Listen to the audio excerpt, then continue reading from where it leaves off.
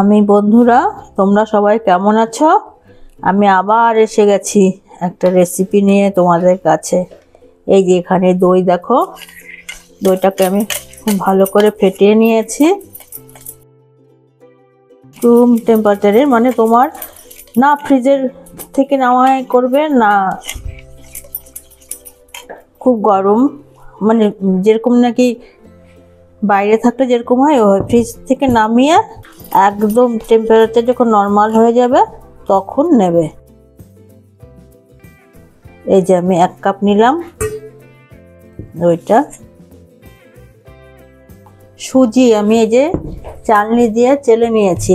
সুজিটা যদি মোটা সুজি থাকে তাহলে এটাকে একবার মিক্সিতে ঘুরিয়ে নেবে। আমার কাছে একদম দেখো খুব পাতলা সুজিটা, এই জন্য আমার মিক্সির দরকার নেই। পাতলা সুজি হলে মিক্সির দরকার হবে না। এই 1 কাপ, এই 2 কাপ। আমি এখানে 1 কাপ দই নিচ্ছি। এখন দেখি এটাকে মেখে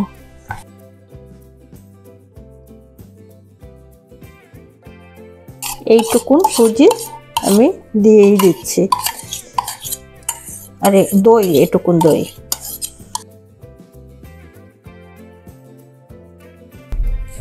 আমি এখন দই দিয়ে সুজিটাকে মেখে 5 মিনিটের মতন রেখে দেব, তারপরে আসবো। একটু জল দেব, সুজি তো জল টেনে নেয়, তো একটু জল না দিলে একদম শুকনো শুকনো হয়ে যাবে। আজকে আমি কেকটা মিষ্টি হবে। সবাই আমরা তো সবসময় মিষ্টি কেকই বানাই, তো নানান রকম জিনিস দিয়ে। আজকে আমি একটু চটপটা বানাবো। এটার মধ্যে একটু একটু টক টক, একটু ঝাল ঝাল, একটু মিষ্টি সব থাকবে। দেখবেন আমি তো এখন এটাকে ঢেকে রাখবো 5 মিনিটের জন্য, ঢেকে রাখবো। তারপরে আমি এসে শুরু করব। এই যে আমি এটা ঢেকে রাখলাম, আর বাদ বাকি কাজগুলো করে এসে 5 মিনিট পরে আসছি। এই যে আমি ঢাকনা খুললাম। এই যে সুজি, আচ্ছা এই সুজির মধ্যে এখন আমি এই যে চিনি দিলাম। চিনির গুঁড়া, কিন্তু এটা গুঁড়া চিনি আর কি।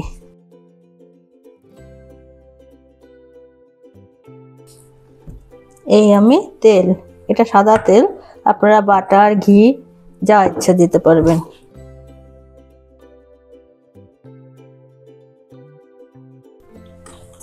এক ডাইরেকশনে কিন্তু ঘোরাতে হবে এভাবে।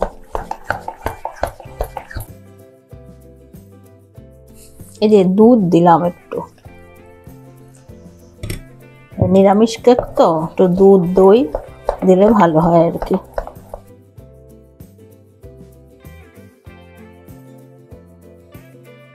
এখন আমি এই লবণ দিলাম অল্প, মানে এটা ব্যালেন্সের জন্য। আমি যা যা দেব আপনারা ভাবছেন বোধহয় এটা কি করছে লবণ টবণ দিয়ে, একবার বানিয়ে খেয়ে দেখবেন। লবণ দিয়ে দিয়েছি। এখন এটা হলো সোট পাউডার, যা আদা শুকনা বলে না, সোট পাউডার। 1 চামচ সোট পাউডার। এই যে 1.5 চামচ সোট পাউডার দিলাম, চামচটা ছোট তো। আর 1 চামচ, এখানে 1 চামচ গোলমরিচের গুঁড়ো। এটা গোলমরিচ আর দেবো না, বেশি দিলে ঝাল হয়ে যাবে। আর এই যে এখানে এলাচ পাউডার। এই এলাচ পাউডারের জায়গায় আপনারা যে কোনো এসেন্স দিতে পারবেন, ভ্যানিলা বা গোলাপ জল, কেওড়া জল, যে কোনো ইচ্ছা, যা ইচ্ছা আর কি আপনাদের। আমি তো এলাচি পাউডারটাই দিলাম, তো ভালো লাগে গন্ধটা। সোট পাউডার, গোলমরিচ, এলাচি পাউডার। এখন পড়বে একটা জিনিস, তার আগে আমি এটাকে করে নেই রেডি। এই যে তেল দিয়ে দিলাম, একটু তেল দিয়ে একটু গ্রিস করে দিলাম। এই আপনারা যদি বাটার পেপার বা ফয়েল পেপার কোনো কিছুই যদি না থাকে না, এটার মধ্যে ময়দা না একটু দিয়ে, একটু ময়দা দিয়ে এইভাবে এইভাবে ঘুরিয়ে নিয়ে, তবে বেশি ময়দাটাকে ফেলে দেবেন কিছুক্ষণ রেখে দেবেন, তাহলে ওটাও হয়ে যায়। তাহলে তখন আর কোনো বাটার পেপার কোনো পেপারেরই দরকার হয় না। সেই স্টিলের বাটিতেই করুন আর এই কেকের বাটিতেই করুন, যেটাতে হোক। আমি বাটার পেপার দিয়ে দিলাম। এই যে কোনো পেপার দিলে পরে বাটার পেপার বা যে পেপারই দেন এটার উপরে একটু এভাবে ব্রাশ করে নেবেন। এখন আমি ঢালবো এটার মধ্যে টমেটোর সস।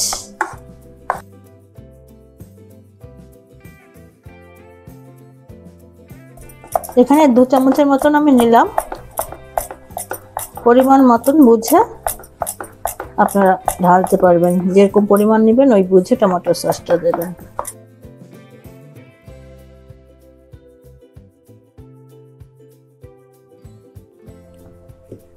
এই এখন আমি এই ইনো দিচ্ছি, একটু জল দেওয়াতে শুরু হয়ে গেল।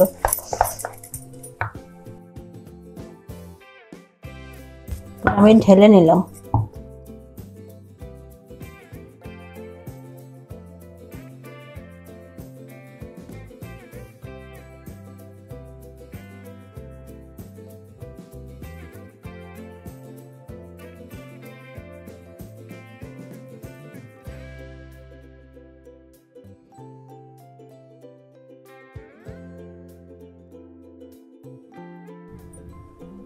এখানে টক মিষ্টি একটু একটু মানে অল্প অল্প হালকা হালকা ঝাল হবে, মানে খাট্টা মিঠা তিখা যাকে বলে, সাথে আবার ড্রাই ফ্রুট আমন্ড বাদাম কিশমিশ, এই যে কিশমিশ। আমি এখন বসিয়ে আসি। এই আমি বসিয়েছি এখানে, এখন আমি ঢাকা দিয়ে দেব। এখন খুলে দেখি কি অবস্থায় আছে। বাবা কি খুলে গেছে, তো হয়ে গেছে। আমি ঠান্ডা হলে তারপরে আপনাদের দেখাবো। হ্যাঁ বন্ধুরা, আমার ভিডিও যদি ভালো লাগে, যারা এখনো করোনি সাবস্ক্রাইব তারা সাবস্ক্রাইব করে দিও, আর ফ্রেন্ডসদের সাথে পরিবারের সাথে শেয়ার করে দিও, লাইক করে দিও, লাইক কমেন্ট শেয়ার। আর যারা ফেসবুক থেকে দেখছো তারা পেজটাকে ফলো করে পাশে থেকো। আর আমার এটা হতে 55 মিনিট টাইম লাগছে। প্রথমে 5 মিনিট দিয়েছিলাম, তারপরে একদম লো করে দিয়েছিলাম আমি। তা এটা গরম আছে, এখন আমি এটাকে ঠান্ডা হলে তোমাদের আবার দেখাবো। এই যে আমি কেকটা করেছিলাম, এই কেকটা আমি না এই বাদামগুলো যখন একটু হয়ে গেছে তারপরে দিয়েছি, না তো নিচে বসে যাবে, তো আগে দিয়েছিলাম। এই যে দেখুন নিচে বসেই গেছে, পরে উপর দিয়ে আবার দিয়েছি। আর এই যে আমি যে করেছিলাম না, তখন তো তাড়াতাড়ি করে আমি বলতে পারিনি, এটা যে ইনো দিয়ে দিয়েছিলাম, বেশিক্ষণ সময় রাখা যায় না ইনোতে। তো এটা কিন্তু লবণ, আমরা যে খাই সাদা লবণ, এই সাদা লবণটা আমি কয়েকবার করছি, যেখানে দিয়ে দেখা যায় একটু কয়েকবার করেছি, এর জন্য এরকম রং হয়ে গেছে। এই জন্য এটা এখন দেখালাম। এই কেকটা এখন আমি বাটির থেকে খাবো।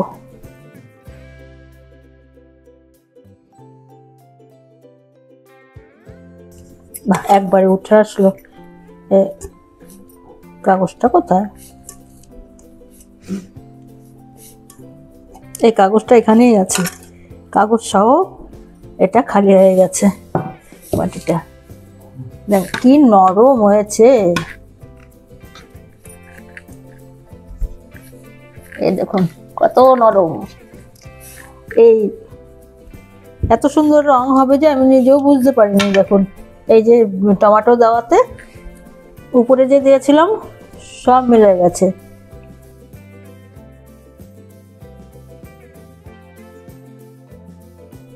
এখনো গরম আছে।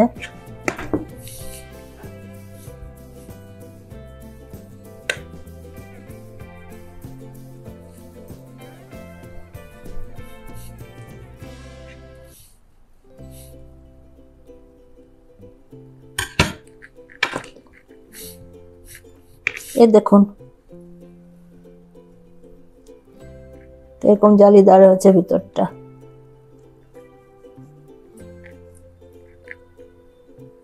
আবার রেখে দেই।